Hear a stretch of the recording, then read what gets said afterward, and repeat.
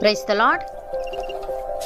ఈరోజు దేవుని వాగ్దానము, నిన్ను ఈ ప్రజలను పడగొట్టజాలని ఇత్తడి ప్రాకారముగా నేను నియమించెదను. నిన్ను రక్షించుటకు నిన్ను విడిపించుటకును నేను నీకు తోడయుందును గనుక వారు నీ మీద యుద్ధము చేయుదురు గాని నిన్ను జయింపకపోదురని యెహోవా సెలవిచ్చుచున్నాడు. ఇర్మియా గ్రంథము 15వ అధ్యాయము 20వ వచనము. సహోదరి సహోదరులారా, దేవుడు ఇర్మియాతో ఈ మాట పలుకుతున్నాడు. ఇర్మియా తల్లి గర్భంలో ఉన్నప్పుడే ప్రవక్తగా దేవుని చేత ఎన్నుకోబడ్డాడు. దేవుడు జనములకు ప్రవక్తగా ఇర్మియాను నియమించాడు. ఇర్మియా చేసే సేవ చాలా గొప్పది మరియు చాలా పోరాటాలతో కూడినది. దేవుడు ఇర్మియాకు ఈ వాగ్దానం ఇచ్చే ముందు ఒక మాట తెలియజేశాడు. అదేంటంటే, ఇజ్రాయేలీలు ఇర్మియా తట్టునకు తిరగవలెను గాని ఇర్మియా వారి తట్టునకు తిరగకూడదు. మరియు ఏవి నీచములో ఏవి ఘనములో ఇర్మియా గుర్తుపట్టాలి. అప్పుడు దేవుని నోటి వలె అతడుంటాడు. అలాగే నిన్ను ఈ ప్రజలను పడగొట్టజాలని ఇత్తడి ప్రాకారముగా నియమించేదనని, నిన్ను రక్షించుటకు నిన్ను విడిపించుటకు నేను నీకు తోడయుందును గనుక వారు నీ మీద యుద్ధము చేయుదురు గాని నిన్ను జయింపకపోదురని సెలవిచ్చెను. ప్రియులారా, ఇర్మియా ఎవరికి దేవుని మాటలు చెప్తున్నాడో వారే అతనికి వ్యతిరేకంగా లేస్తున్నారు. ఇదే పరిస్థితి ప్రస్తుత సంఘాలలోనూ అక్కడక్కడ కనిపిస్తుంది. దేవుని సేవకులకే వ్యతిరేకంగా మాట్లాడడం, వారు అందించే సందేశాన్ని తప్పుపట్టడం. సేవకులు దేవుని మాటలను ప్రజలకు తెలియజేయాలి. అది వారి బాధ్యత. వారి బాధ్యతలను వారు నిర్వర్తిస్తుండగా ఎన్ని పోరాటాలు వచ్చినా దేవుడు వారికి తోడుగా ఉంటాడనే విషయం మర్చిపోకూడదు. ఇర్మియా ఈ విధంగా అంటున్నాడు: పరాక్రమము గల శూరుని వలె యెహోవా నాకు తోడయున్నాడు. నన్ను హింసించువారు నన్ను గెలవక తొట్రిల్లుదురు. వారు యుక్తిగా జరుపుకొనరు గనుక బహుగా స్థిరపడుదురు. వారెన్నడూను మరవబడని నిత్యావమానము పొందుదురు. సైన్యములకు అధిపతివగు యెహోవా, నీతిమంతులను పరిశోధించువాడవు నీవే, అంతరింద్రియములను హృదయమును చూచువాడవు నీవే. నా వ్యాజ్యమును నీకే అప్పగించుచున్నాను. నీవు వారికి చేయు ప్రతిదండన నేను చూతునుగాక. యెహోవాను కీర్తించుడి, యెహోవాను స్తుతించుడి. దుష్టుల చేతిలో నుండి దరిద్రుని ప్రాణమును ఆయనే విడిపించుచున్నాడు అని. ప్రియులారా, అపహాసకులను ఆయన అపహసించును, దీనుని ఎడల ఆయన దయచూపును. జ్ఞానులు ఘనతను స్వతంత్రించుకొందురు, బుద్ధిహీనులు అవమానభరితులగుదురు.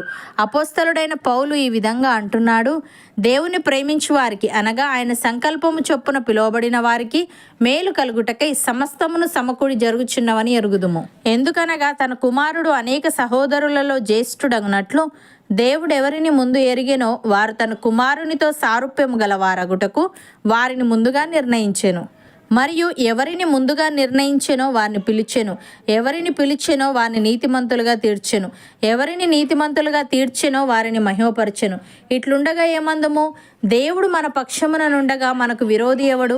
తన సొంత కుమారుని అనుగ్రహించుటకు వెనుక తీయక మన అందరి కొరకు ఆయనను అప్పగించినవాడు ఆయనతో పాటు సమస్తమును మనకెందుకు అనుగ్రహింపడు?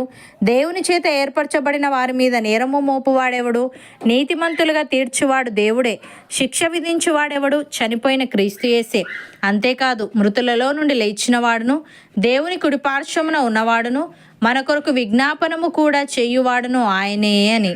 సహోదరి సహోదరులారా, నీతిమంతుడు విశ్వాసమూలముగా జీవించునని వ్రాయబడిన ప్రకారము విశ్వాసమూలముగా అంతకంతకు విశ్వాసము కలుగునట్లు దేవుని నీతి దాని యందు బయలుపరచబడుచున్నది.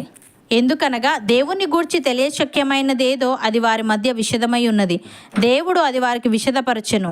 ఆయన అదృశ్య లక్షణములు, అనగా ఆయన నిత్యశక్తియు దేవత్వమును జగదుత్పత్తి మొదలుకొని సృష్టింపబడిన వస్తువులను ఆలోచించుట వలన తేటపడుచున్నవి గనుక వారు నిరుత్తరులై ఉన్నారు.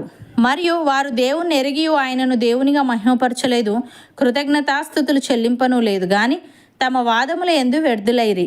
అవును అన్నవారు నాతో పాటు ప్రార్థనలో ఏకీభవించండి.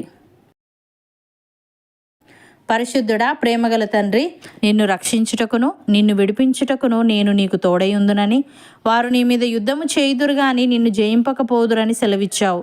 తను నీకు స్తుతులు.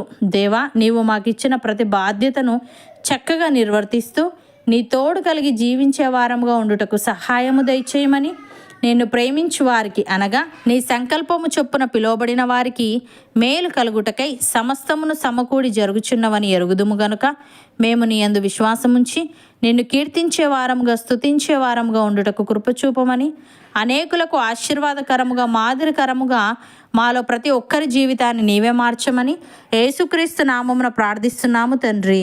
ఆమెన్.